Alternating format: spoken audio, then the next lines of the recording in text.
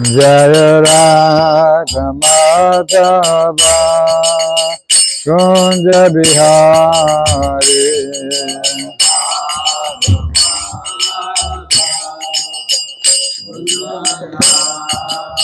Jaya Radha Madhava Kunja Bihari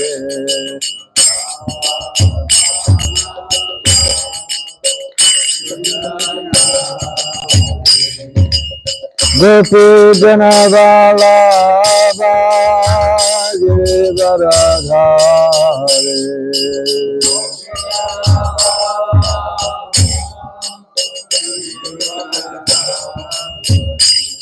Gopi Jana Vallabha Giridharadhari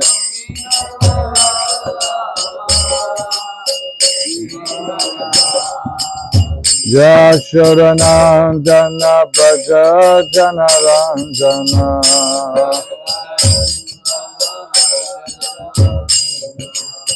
Yashodanandana Braja Janaranjana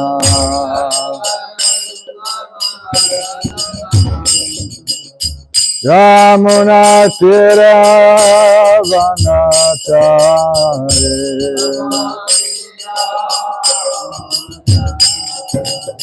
Yamuna Tira Vanachari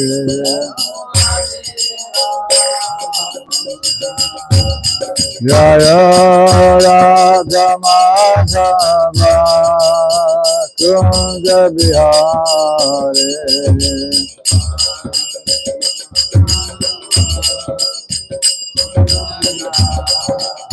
Jaya Radha Madhava Kunja Bihari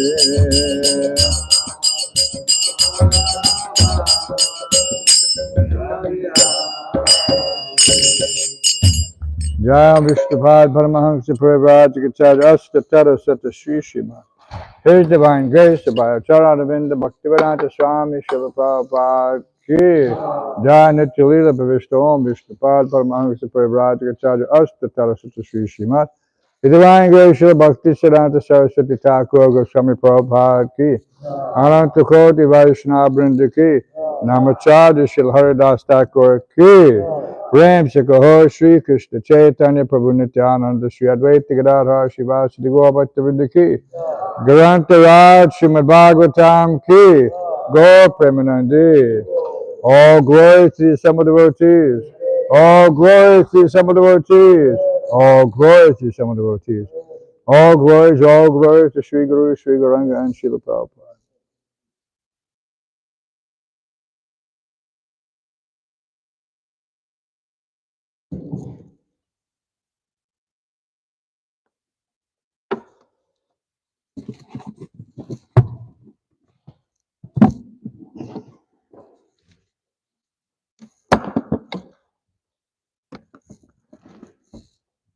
Continued reading from Srila Prabhupada Lilamrita, Additional Pastimes. Chapter 3, A Visit to Boston.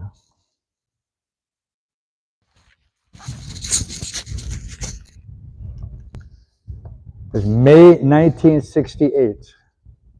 How many years ago is that?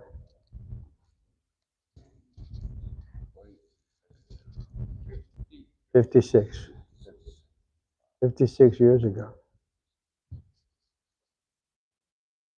The apartment was near the elevated train line in a rough, lower-class neighborhood of Boston. But it was the best Satsarup could afford.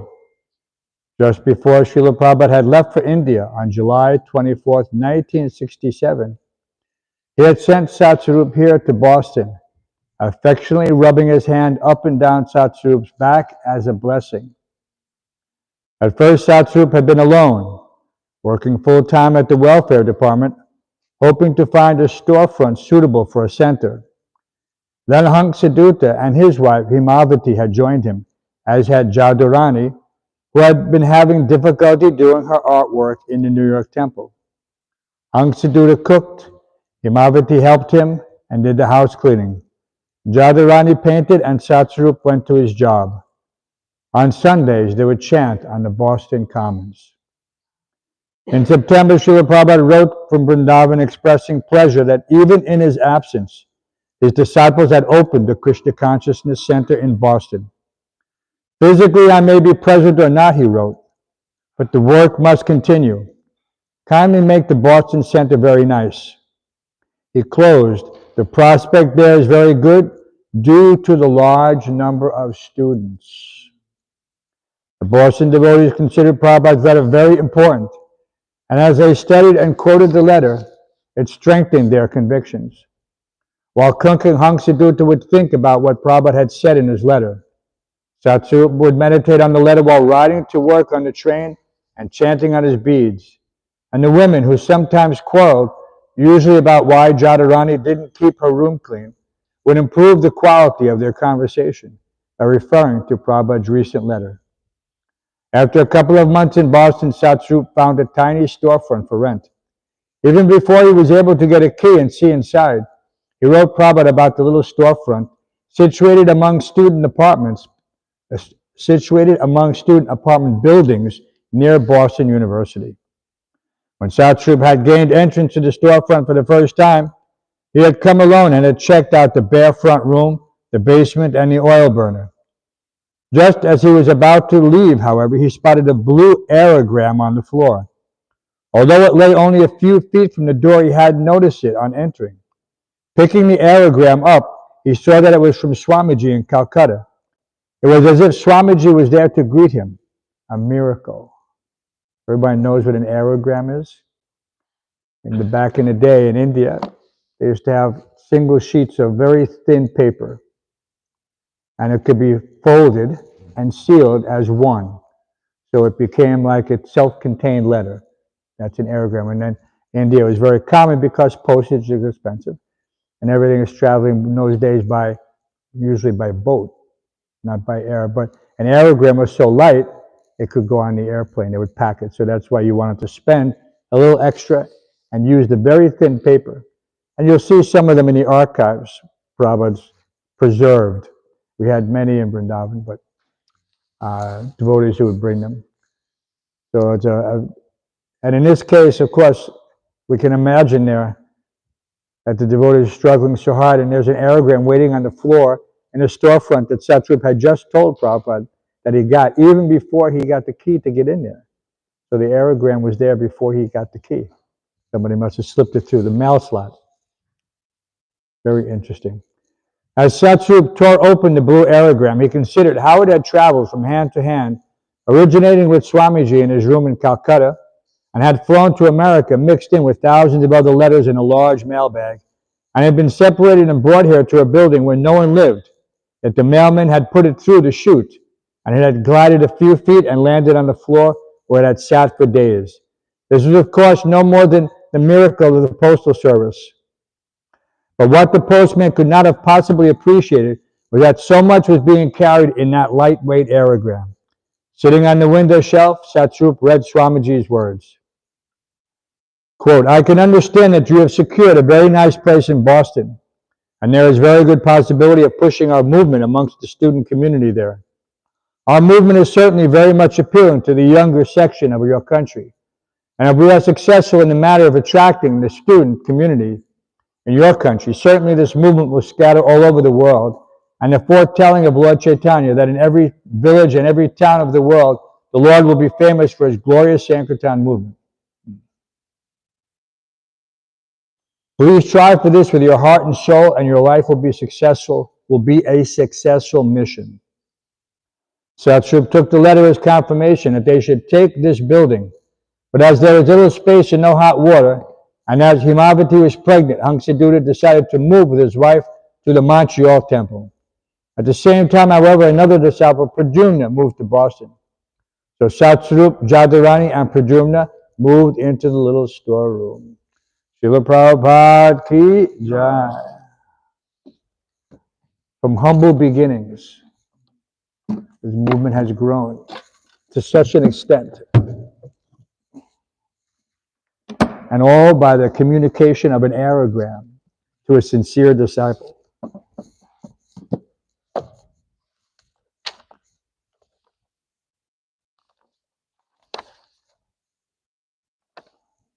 Guru Mukha Padma Vakya Chitte Te Kuriyaikya. Not only do the words of the spiritual master purify one's consciousness, they empower one's consciousness.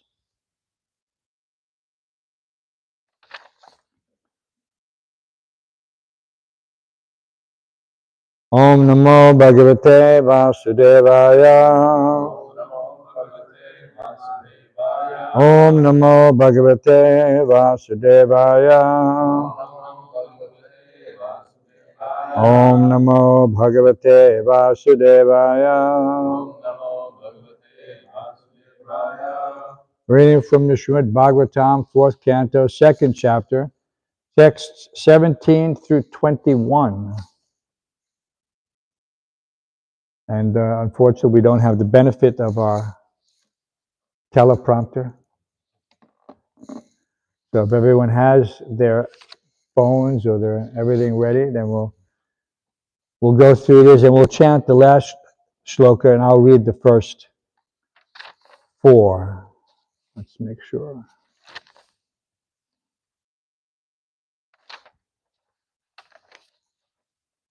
We confirmed it is 17 to 21. Want to check on that?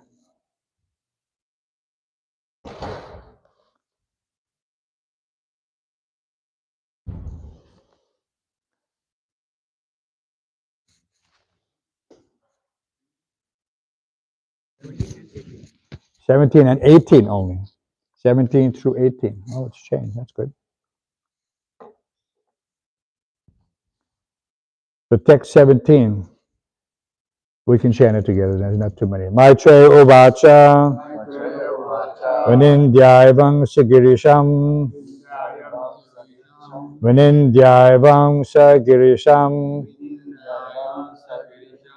Apritipam avastitam. Apritipam avastitam. Daksho itapa upasprishya.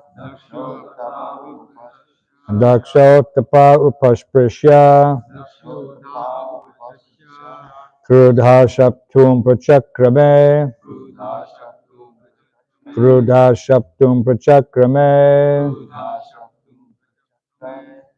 Please chant.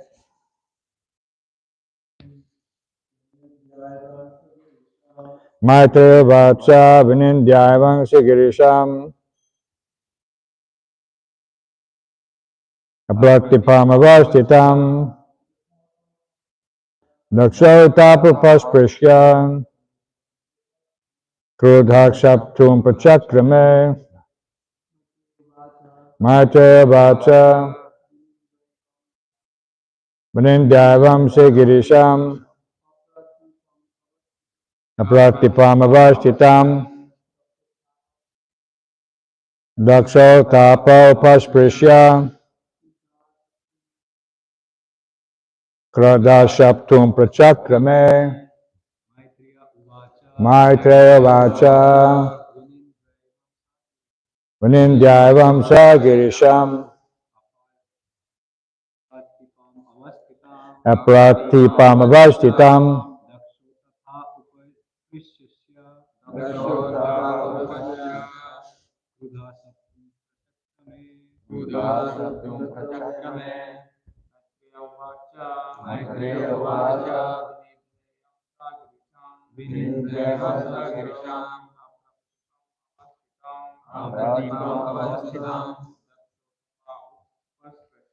Dakshotapapasprishya Drudakshaptum Pachakrame Maitreya Vacha. Maitreya said, Vinindhya, abusing, evam, thus, sa, he, Daksha, Girisham, Shiva, Apratipam, without any hostility, Avastitam, remaining, Daksha, Daksha. Ata, now. Apa, water.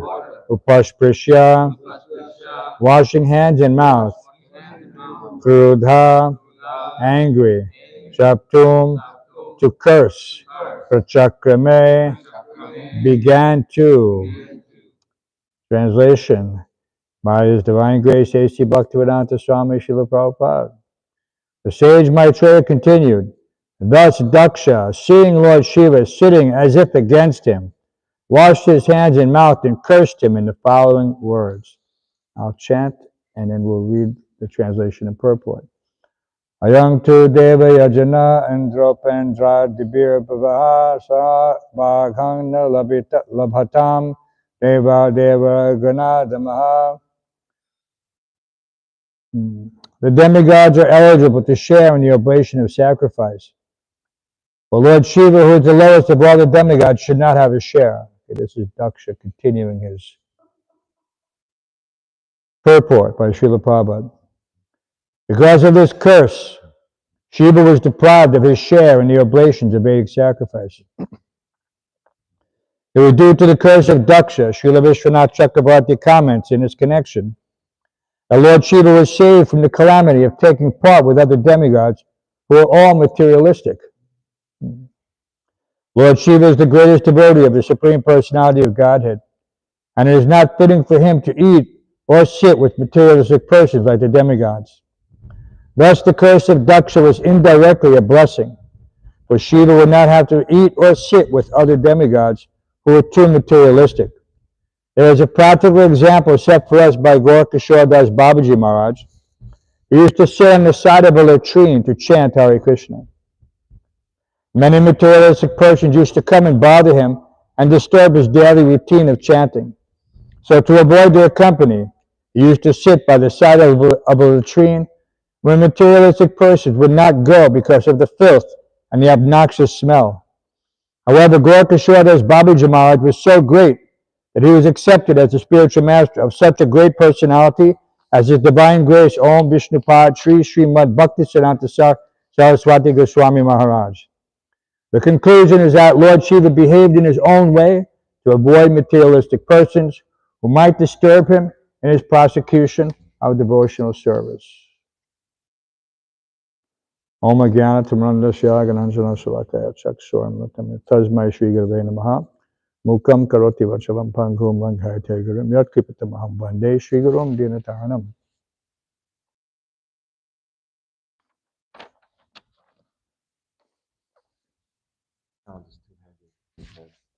This is too heavy. So then, yeah, just lower it down over there or leave it over there. So it's a very interesting, the way the situation has developed. And it's telling here that Daksha's perception, that seeing Lord Shiva sitting as if against him. So this is not,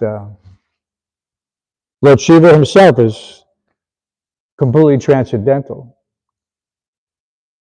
He has no envy or enmity for anyone. This is the position of a devotee. He is not,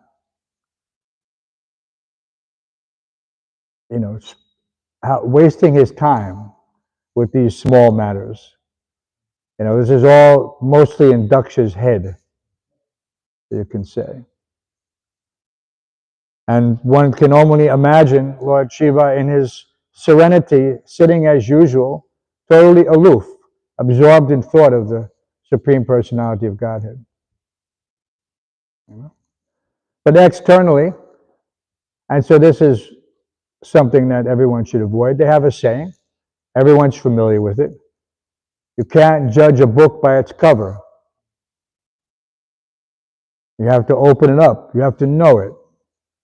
But just from some superficial examination, one may misunderstand the situation, as Daksha is obviously misunderstanding. Well, this is also a lesson to all of us not to rush to judgment on something. Especially where there's a great personality involved. One is liable to commit an offense for which he may never recover. I know such situations have occurred, that someone may become inimical beyond reason, fueled by his unbridled emotions or some other anger. Because we see that here. What is that word? Krudha. What is that translation? Angry. Kama, krodha. Lobha, matsura. So all these things together, they're in that same category. And if one cannot control anger especially, Prabhupada commented once, it was very surprising to hear it. Prabhupada said, worse for a Brahmin to fall down to anger than to fall down to sex life.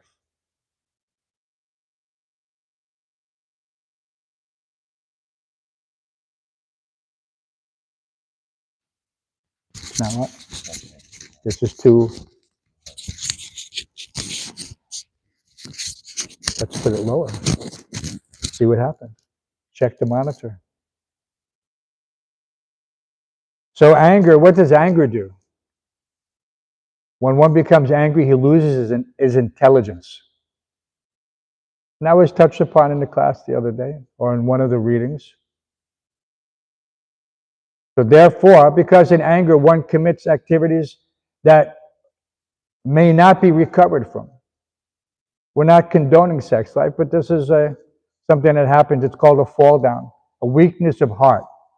Srila Bhaktivinoda Thakur categorized this as a weakness of heart. Right?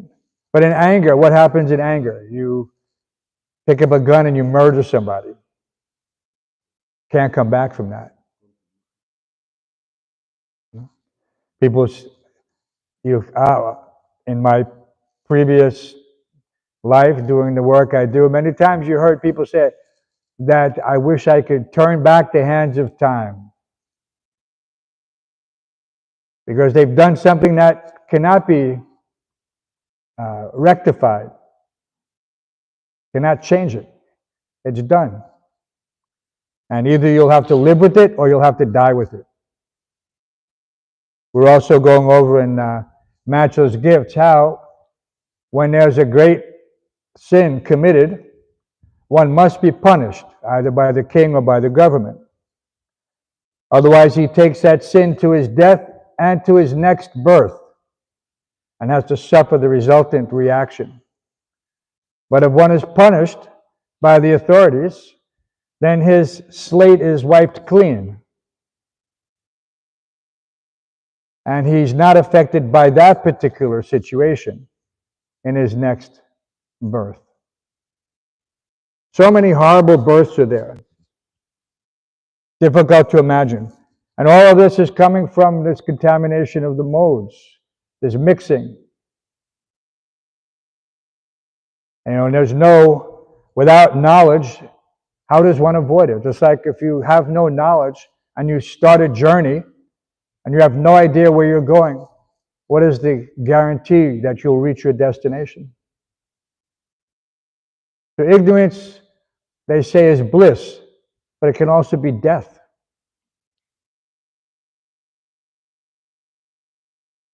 A common refrain we also hear in my previous line of work, someone will say, I didn't know it was loaded.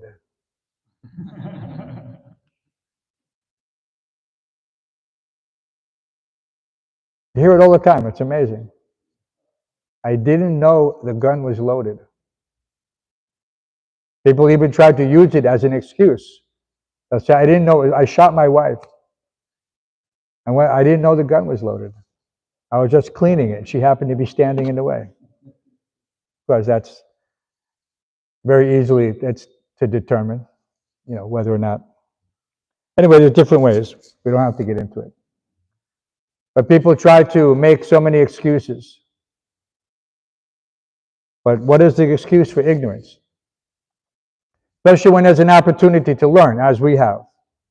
One cannot claim that, no, I didn't know. Prabhupada said also that before the judge, ignorance is no excuse. You cannot say that I did not know that that was against the law.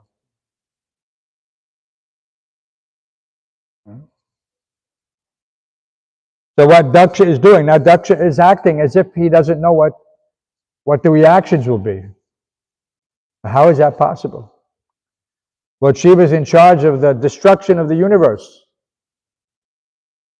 Why would you want to mess with someone who has that power?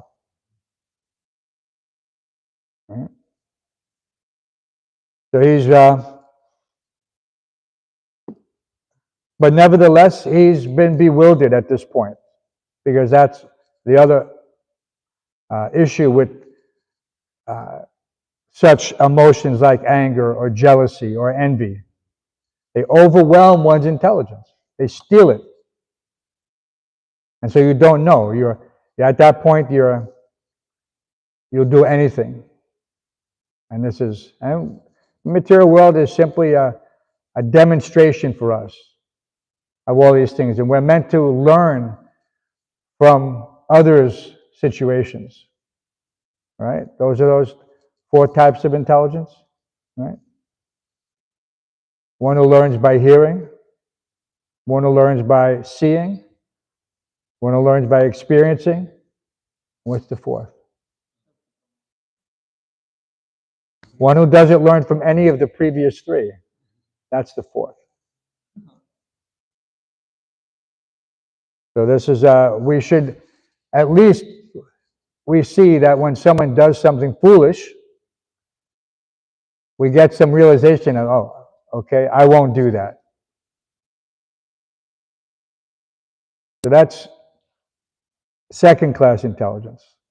3rd class, you have to do it and experience the consequences yourself before you refrain from that activity. So 3rd class intelligence is not very good, because there's no guarantee that you'll survive. 2nd class, you see someone else do something foolish. You're not participating in the action. You're not jumping off a 100-foot cliff into a body of water of unknown depth. And when that person goes in and dies, you didn't die. Hopefully you've learned your lesson. But if you think, no, he just didn't do it right, I'll do it. So then you take your life into your hands. So that's a little bit like everything else. There are reactions, so-called good, so-called bad. One does not want to make the mistake that Daksha did, commit an offense against a pure devotee, commonly called the mad elephant offense. Why? Why is it called the mad elephant offense? Because a mad elephant tramples everything in its path indiscriminately, including people. You'll hear about it sometimes in some news report in places where elephants are prevalent, in Thailand or India, where an elephant became angry for whatever reason and went on a rampage and killed so many people. And there's nothing you can do except put the elephant down.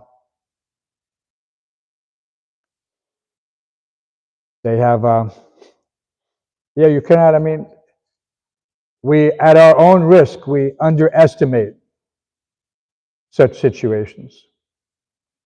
We think, oh, we're in the human form of life, we have so much intelligence. What's that demonic mentality?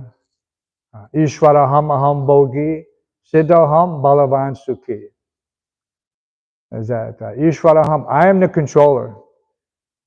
Aham bogi, I am the enjoyer. Siddhaham balavan sukhi, I am perfect, powerful, and happy. There's no one greater than me. I have killed all my enemies, and tomorrow I will kill more.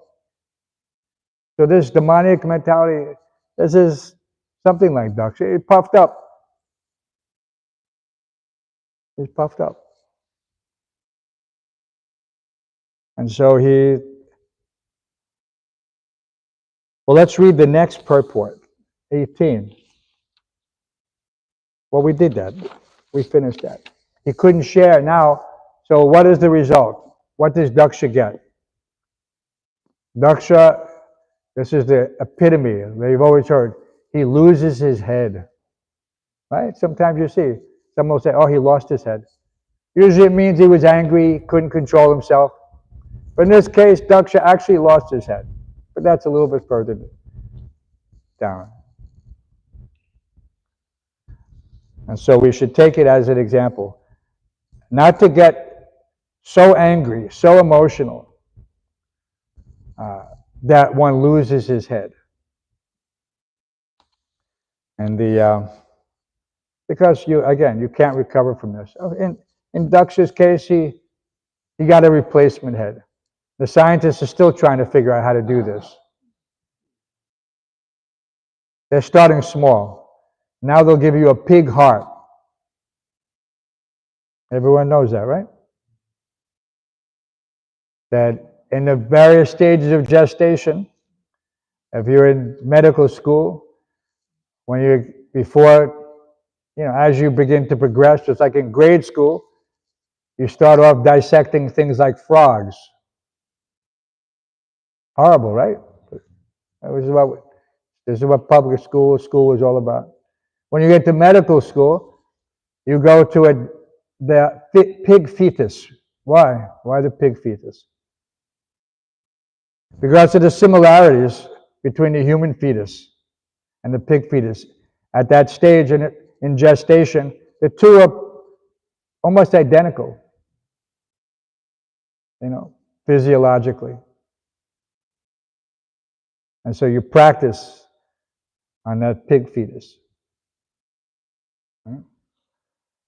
So there's so many things like this. And then from these, later on, because of the similarity, they'll use the tissue from the certain types of things. Now they don't care. Now they just go right to the abortion clinic and they get the parts left over from abortion. That's a horrible thing. So demoniac. This is Kali Yuga. It says in the Bhāgavatam that they will have babies just to eat them later on down the line. Who can imagine? To a civilized person, this seems inconceivable. Yet these things are going on in demoniac sections of society even today. But back to the mechanics, yes, they harvest these body parts and they use the skin, the bones, the organ, everything. Right? And so, like I said, in the early days of the transplant situation where they were trying to make money, they were using things like pigs' hearts. They would say it's just temporary until we can get a human donor. It's just a piece of muscle, just functions, just a pump. Yeah, so they put it in there because there's some compatibility. They pump you full of anti-rejection drugs so that the foreign tissue is not immediately rejected. So these things are all, anyway, so that was back to Daksha and his new head. Daksha is going to get a new head. The first instance that we see of this, they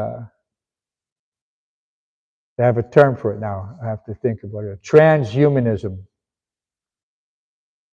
To look it up on Google. People are thinking that this is something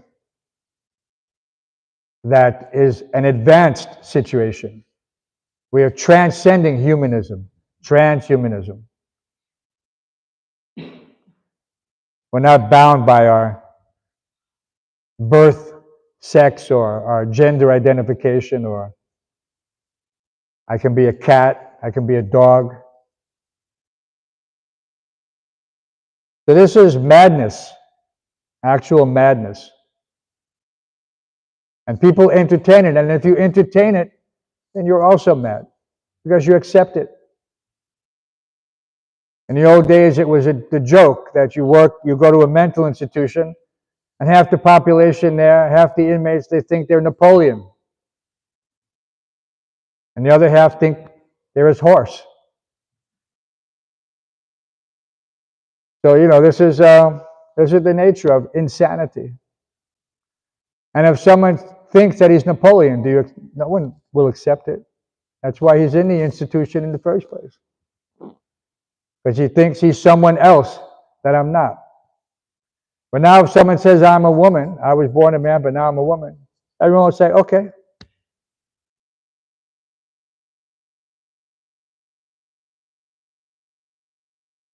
But that's insanity. But people will try to say, no, it's not. It's advancement, transhumanism. So you have to be cautious in dealings and situations. And the only way to avoid such insanity is by having access to the truth. Janma jasyataha anvyaritartascha arteshu abhigyasurat. That literature which completely dispels illusion, brings about a revolution in consciousness based on the absolute truth. That's the Śrimad Bhāgavatam. So where we remain eligible to hear and understand the truth by our endeavor to please Krishna, as he's giving us every opportunity to imbibe and to assimilate these simple instructions. Manmana bhava mad bhakto mad yaji mam namaskuru. Right? Always think of me, become my devotee. Right? Not difficult. And in the temple, how easy is it? So easy.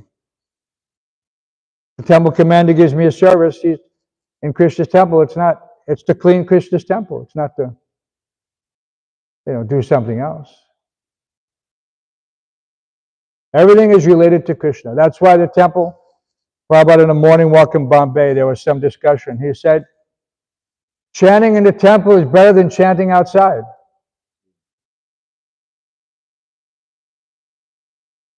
And he specifically related to it that this is why people go to Vrindavan. There's a difference. So if I'm living outside, my chanting doesn't have the same potency as one who's living in the temple. One who's living in the temple is living in Vaikuntha. So Prabhupada has confirmed in that morning walk. Chanting in the temple is more powerful. You can live outside and go to the temple and chant. But if you think I'll just live outside separately, I won't. I'll be like Daksha. Commit offenses, do something nonsense. No. So one should try to understand all these subtle points that aid our advancement. That we're getting hints. That chanting under certain it's like chanting in Vrindavan during Kartik. Why do people go during Kartik? Because they say any spiritual activity has a multiple of, I think it's 10,000. So everything you do has 10,000 times the benefit than if outside of that time frame of Kartik. So this is an incentive for those who are not regularly practicing. One who's regularly practicing, he's already getting the benefit. But for those who are caught up in worldly affairs and they can spare 1 month out of a year to go to India, then they go to Kartik and they try to maximize their activities to accumulate the benefit which they might not ordinarily receive. But this doesn't always exactly work that way, because especially in Vrindavan, not only does one get 10,000 times the benefit, he also gets 10,000 times the reaction. So any simple activity committed in Vrindavan is a spiritual suicide. You can't keep trying to catch up. And what is that? What are we saying? Every day. Seventh offense is to commit sinful activities on the strength of chanting the holy name of the Lord.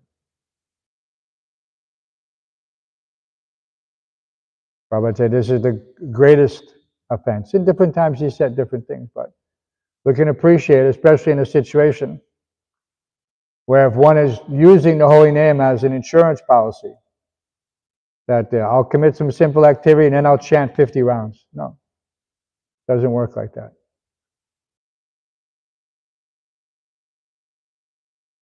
Completely material consciousness, which we learn, of course, due to our conditioning. That yes, I can pay a penalty, like I get a speeding ticket, and I go to the court and I pay the fine, and then I don't get any points. Right? Everyone knows that when you have a speeding ticket, you get points on your license. But if you go to driver's education, then you pay the fine, but you don't get the points. You can only do that one time. One time within 18 months. Right? They give you a concession. Because if you get a certain amount of points within a certain amount of time, I think it's used to be 12 points within 18 months, they take away your license, suspended and revoked. So even in a material situation, someone is keeping count. So you can imagine how, if one is thinking, no, I'll commit some sinful activity, that no, Chitragupta, he won't see me. He won't figure it out. Who is Chitragupta? Someone's at the door, by the way. The light is flashing. Who is Chitragupta? Yamaraj secretary. And what does a secretary do? They keep notes. They keep the files. Everything that's done in this lifetime. You may not realize it, what you did. Or you may not even remember that when you were a small child, you did like this, you did like that. But during the course of your life, you had an opportunity to correct it by chanting Hare Krishna, by performing some pious activity, some sacrifice. But at the end of life, Chitragupta says, wait, there's a few things that you missed here. It's like that speeding ticket in Georgia, you forgot about it. But you don't live in Georgia, you were passing through. You thought, no, I don't have to pay it, I don't live in Georgia. And all of a sudden you get the notice. It says, your license is suspended. And when you go to renew your license in New York, because there's reciprocation, they say, no, you can't renew it until you pay that ticket in Georgia. So you can't escape. But people are thinking, no, I'll just wait. No. Chitragupta knows everything. And so it's a little, of course, without knowledge, people who don't know who Chitragupta is, or that there are witnesses, and Chitragupta is not following you around. There's 33 million demigods, and then there's the witnesses, the sun, the moon. They're all witnesses. So they're the ones they're the network that reports back to Chitragupta. In the police line of work, they call them informants. They inform other people. You have confidential informants. And so all these people are informing Chitragupta that, hey, we saw such and such, and he was doing this. Chitragupta, yes, okay, I got it. 33 million demigods. You cannot escape. There's witnesses everywhere. People are thinking, no one's going to see me except those 33 million demigods and the sun and the moon.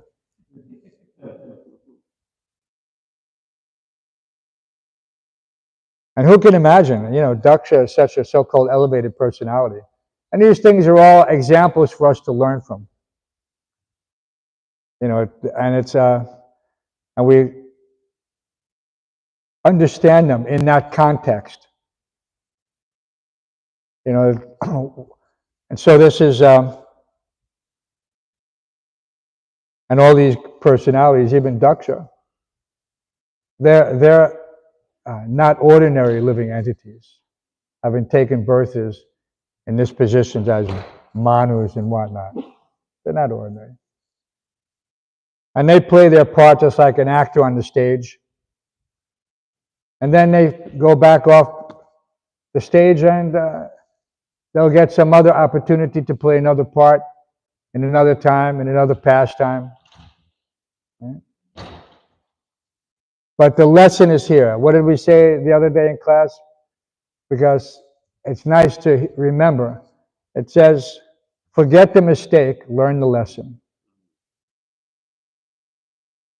Okay, so this is, whether it's your mistake or someone else's mistake, forget the mistake, learn the lesson.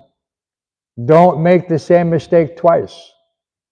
That's the admonition we've all heard from our parents, from our teachers, from everybody.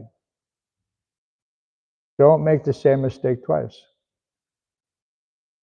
And so here we are in the human form of life. What can go wrong?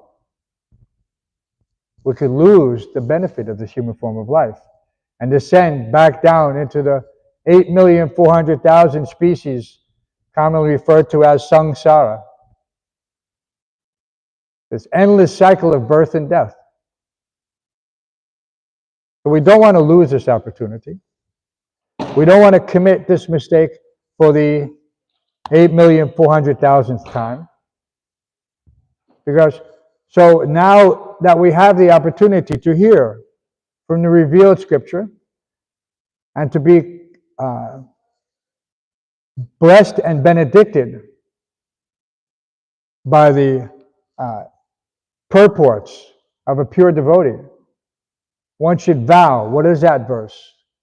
Arjuna Nanda knows it. Mam chayo vyabhicharena bhakti yogena sevate.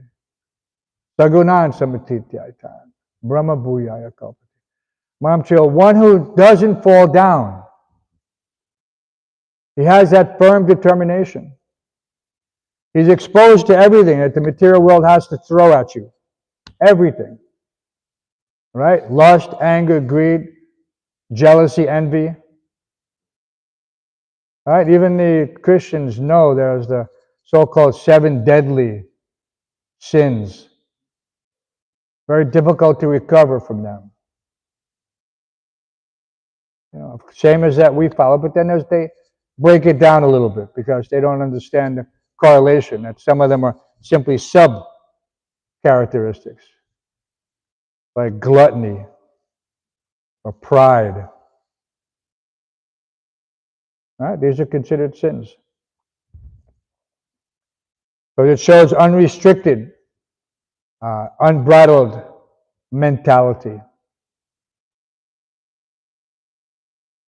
So one who doesn't fall down, he gets the benediction. He gets the benefit.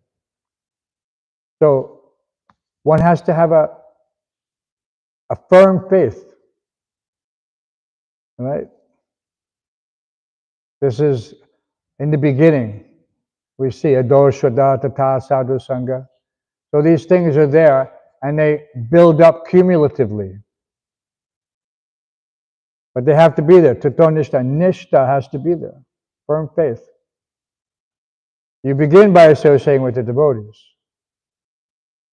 But if you don't catch up that firm faith, then you'll again lose that opportunity. Because you haven't completed the 9 steps.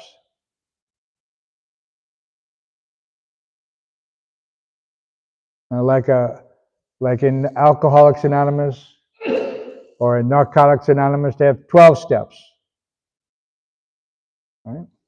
But the same point is there. The goal is there to become free from addiction and to reestablish your relationship with God. There's not much. This is the whole material world. This is our life. Become free from these modes of material nature. Right? But that's it. It's sagunan samatityaita. So we don't have to do anything extraneous once we come to Krishna consciousness. Everything has been done for us by the previous acharyas. And we see, I don't have to speculate. What time shall I get up? What time is Brahma Muhurta? You know? Automatically, no. One rises before 4. He performs. He does exactly what he's supposed to do. He takes bath. He comes down. He offers his respects to the most beautiful lordship, Shri Radha Govinda. His whole day becomes auspicious, Mangal. What do they say they do the puja? Mangala, Mangala, Mangalam, Swasti, Swasti, Swasti. So we're every day we're getting this benefit. This is not an ordinary situation that we've had an opportunity to take part in. Manushanam sahasreshu kaschid yatiti siddhaye. Out of many thousands among men, how many millions, hardly one knows Krishna in truth. So take it seriously. The opportunity you've been given, the boon, the benediction. It's like everyone's looking for a boon, but they're looking for a boon to like this Aranyakashipu, not to be immortal. But we're getting the greatest boon to be free from the cycle of birth and death. Janma kama chame divyam evam yo vete tatpataha takpadeyam punarjanma nayate mamete sarjana. One who knows that transcendental nature of Krishna's appearance and disappearance, for him he never takes birth again. And he comes back to Krishna, goes home back to Godhead. That's the boon that you want to keep at the forefront of your consciousness. Next time there's some temptation that says, hey, I think I'll just go take a walk on the wild side. Right? I'm young. I can always come back when I'm older. But there's no guarantee. No guarantee. But people are thinking that, yes, no, I'm only... Nowadays, what do we see? There's interesting, you can't help it pops up on your feed. And it says, suddenly died. There's a feed like that, suddenly died. Why? Because since the advent of the epidemic, pandemic, whatever you want to call it,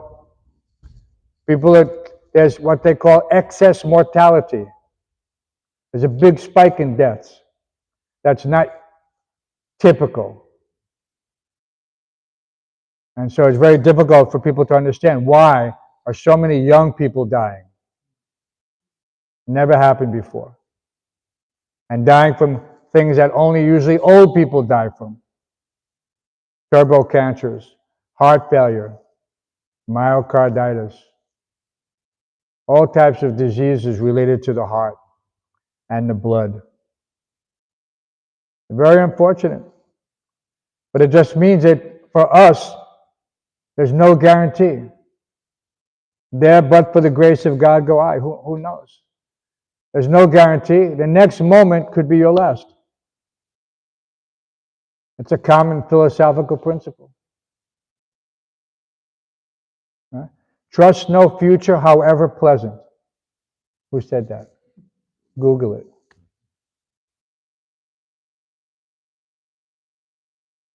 Prabhupada quotes it because Prabhupada was a very well-read.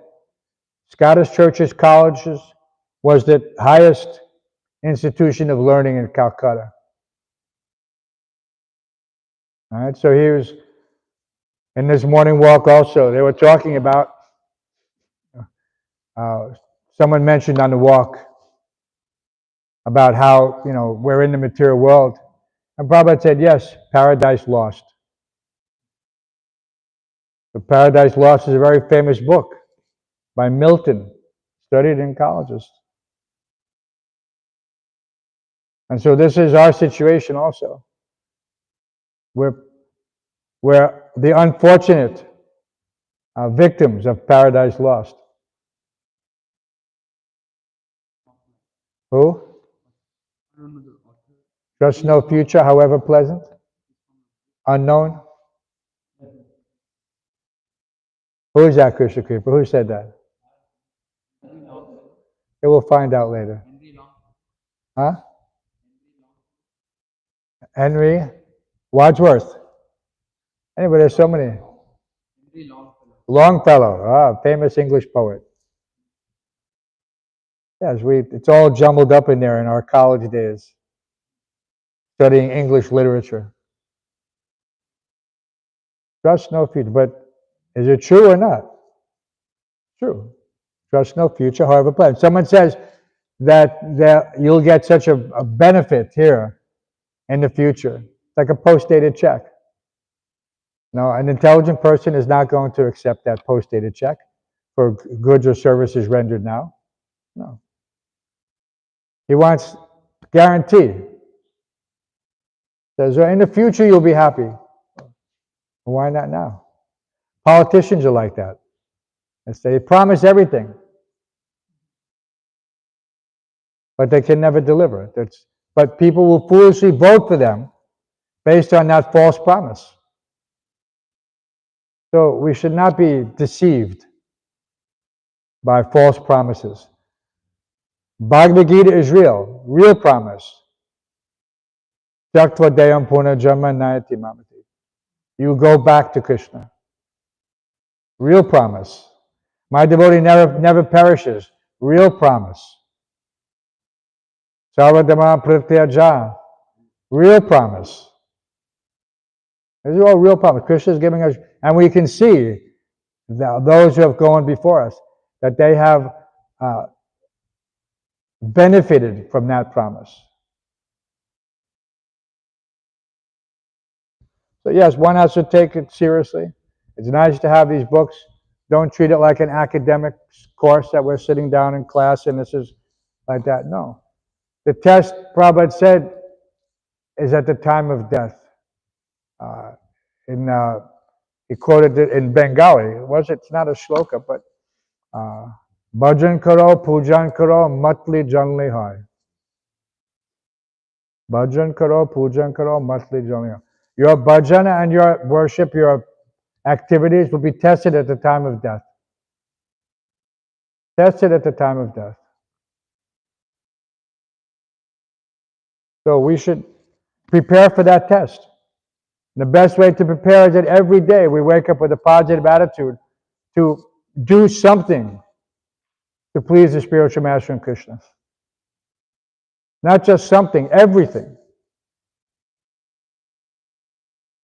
Whatever you do, because that's what Krishna said. Yat karoshi yasnasi, yat jahoshi dida. Whatever you do, whatever you eat, whatever you give away, whatever you offer as a sacrifice should be done for me, for everything. So today we have an opportunity to do that, to go above and beyond the call of duty. Not to think, oh no, this is Sunday, this is my day off. I worked so hard yesterday, I slept so late yesterday.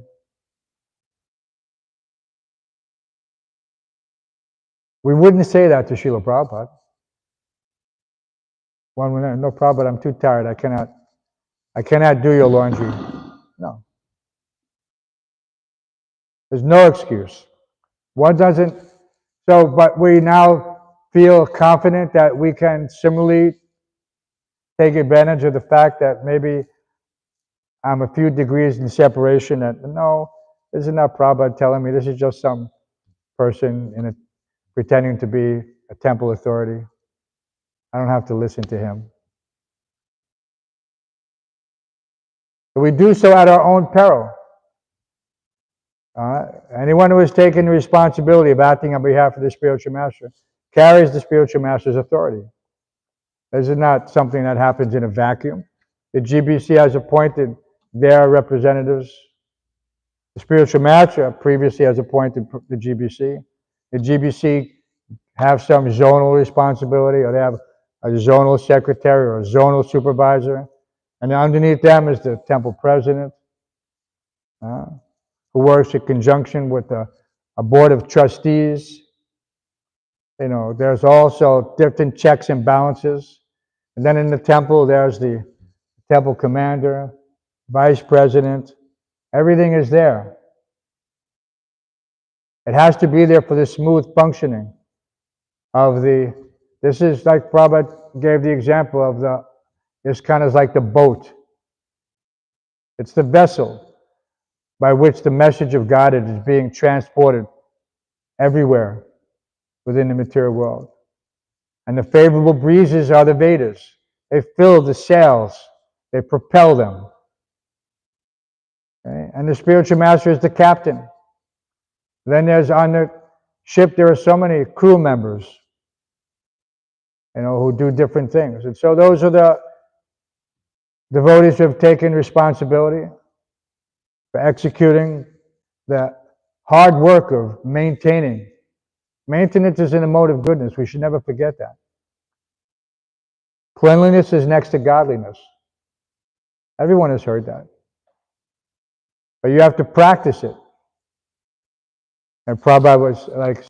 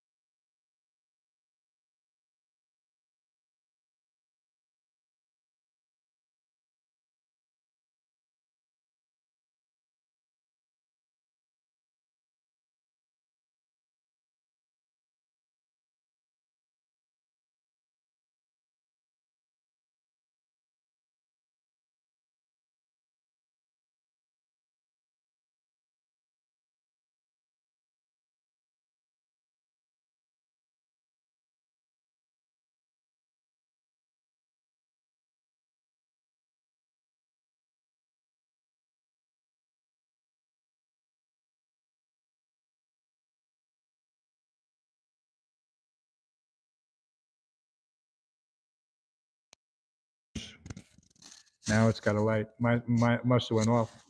See, it lost its sync. Now it's not blinking. So we should make them, when that, you can't see it, but from on my side, I could see it was blinking.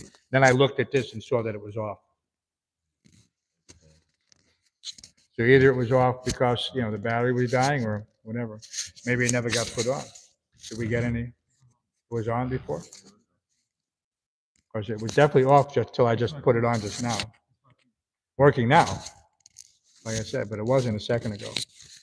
In any case, we can just take a couple of questions because we're done. We're going overtime. OT. So you have a question in the back row? Tell me.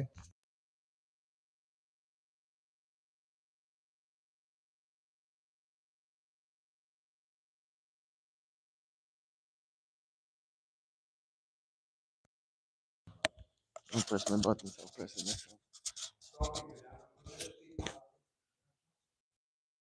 Okay, can you hear me? Oh, okay. All right. So my question is about the temple that you are saying, like, oh, we should. My question is about the temple, that chanting in the temple is has much more potency. So how do we actually, like, of course we can see, like, this is a temple, but how do we actually define a temple? We have said, like, this body is the temple, and then we can make our home a temple. So how do we define a temple? We don't define it. God has given us.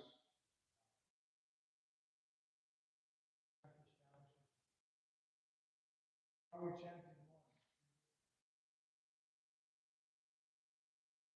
I have no capacity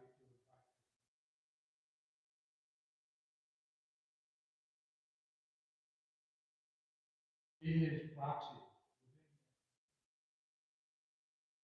Spiritual master has that potency.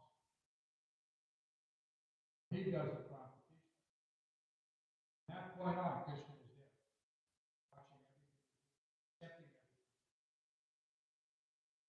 That is my house. I may have Shalagram, I may have this has been, so that's a concession for household. From their duties according to the Shastra. Household has to be worship is among them for his purification. Doing not pure devotion service.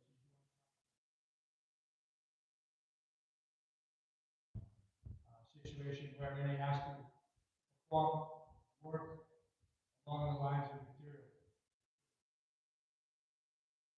Temple is a completely transcendental place.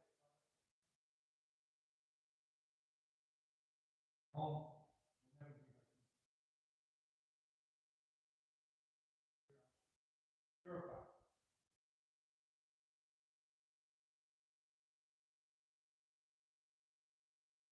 I would say that you're chanting in the temple more beneficial than you're chanting outside. I use the analogy of just like your house is not your house. Say that when you go to Vrindavan, like people go to Vrindavan because the chanting has more focus.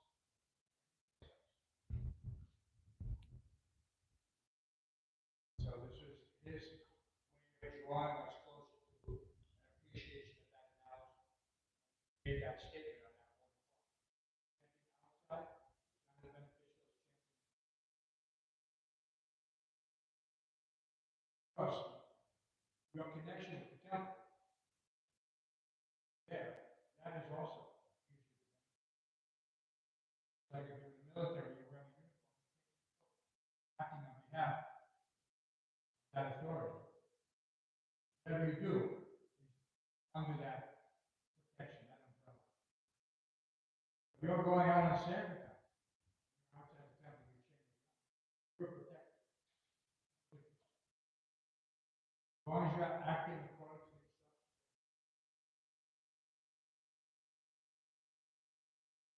In the temple, part of the temple. Taking the temple outside with you.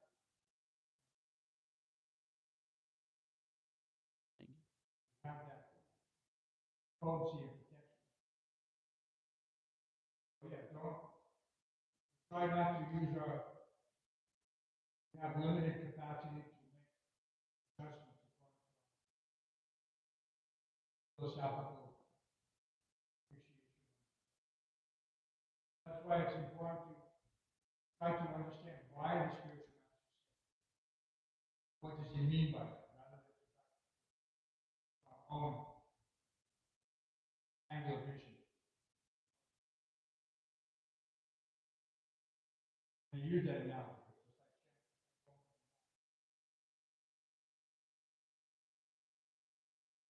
Any other questions?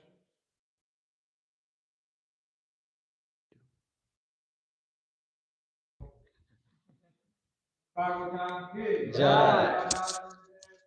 Jai. Sunday feast ki Jai. Devotional service ki Jai. Bhāgavatam ki Jai. His Grace Hansarupa Prabhu ki Ananta Koti Vaishnava Vrinda ki Jai.